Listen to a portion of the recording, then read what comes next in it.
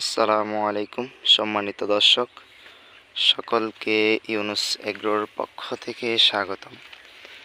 তো সবাই দেখতে পাচ্ছেন আমার বেগুনের প্রজেক্টে বেগুন আসতেছে আলহামদুলিল্লাহ। এই যে দর্শক দেখতে পাচ্ছেন, অত্যন্ত খুবই ভালো জাত এই বেগুন জাতটা। এখন পর্যন্ত দেখতে পাচ্ছি প্রচুর বেগুন ঝুলে ঝুলে রয়েছে আমার এই প্রজেক্টে। তো সকলকে একটু দেখানোর চেষ্টা করি আমার বেগুনের সম্পূর্ণ প্রজেক্ট। এই যে সবাই দেখতে পাচ্ছেন, এগুলো হচ্ছে এয়ার মালিক সিডের গ্রিন বল। প্রত্যেকটা বেগুন গাছে অসংখ্য বেগুন ঝুলে ঝুলে আছে। এই যে দর্শক দেখতে পাচ্ছেন। তো দর্শক, আমার এই বেগুনের প্রজেক্টে আমি আরও একটা কাজ করেছি। সেই কাজটা হচ্ছে, বেগুন গাছের ফাঁকে ফাঁকে আমি মিষ্টি কুমড়া গাছ লাগিয়ে দিয়েছিলাম। দর্শক দেখতে পাচ্ছেন, এই যে মিষ্টি কুমড়া ধরে রয়েছে। এই যে একটা অসংখ্য মিষ্টি কুমড়া, এই মিষ্টি কুমড়াও কিন্তু রয়েছে আমার এই প্রজেক্টে। এই যে দর্শক দেখতে পাচ্ছেন আরও একটা মিষ্টি কুমড়া। তো এমনভাবে অসংখ্য ফল রয়েছে। এই যে আরও একটা, আর বেগুন কি পরিমাণে রয়েছে এই যে দেখতে পাচ্ছেন। তো আমার এই প্রজেক্টে আমি এখন কিন্তু আমাদের অঞ্চলে প্রচুর, এই যে আপনার কি বলবো, গরম। এই তাপমাত্রার ভিতরে কিন্তু তেমন একটা আমি দেখতে পাচ্ছি না ডগা ছিদ্র করা পোকা। বেগুনের ডগা ছিদ্র করা পোকা নিয়ন্ত্রণের জন্য কিন্তু অনেকে একেবারে অতিষ্ঠ হয়ে যায়, বা গতবারে আমিও করেছিলাম।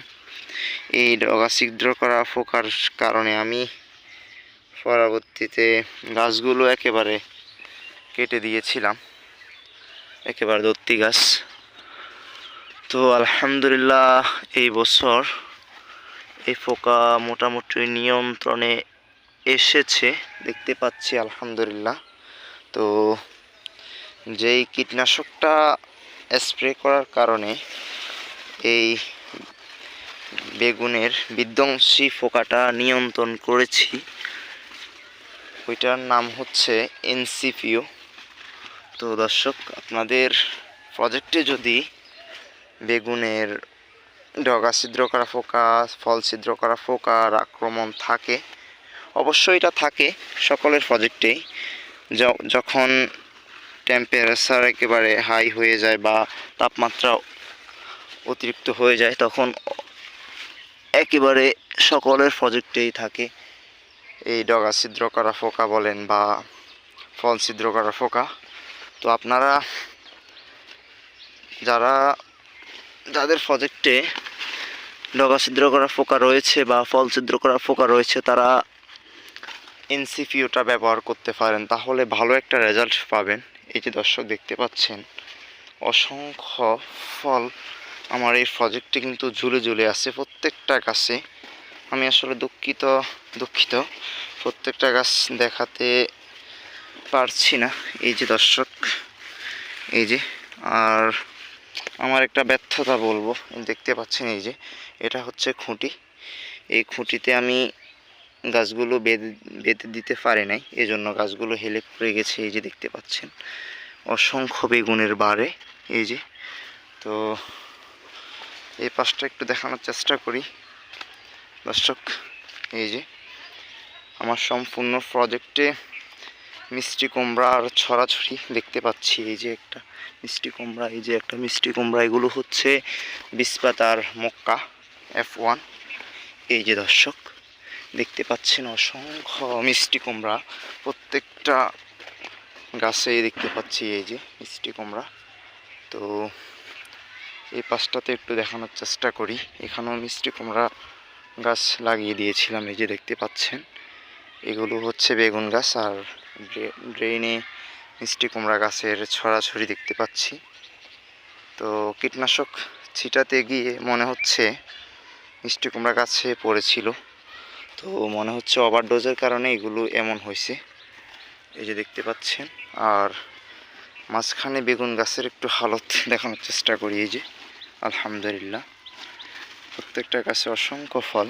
আর এখানে দেখতে পাচ্ছি ফল ছিদ্র করা ফোকা রয়েছে, এটা ছিঁড়ে ফেলে দেব। তো এই যে দর্শক দেখতে পাচ্ছেন আর একটা মিষ্টি কুমড়া বড় হচ্ছে।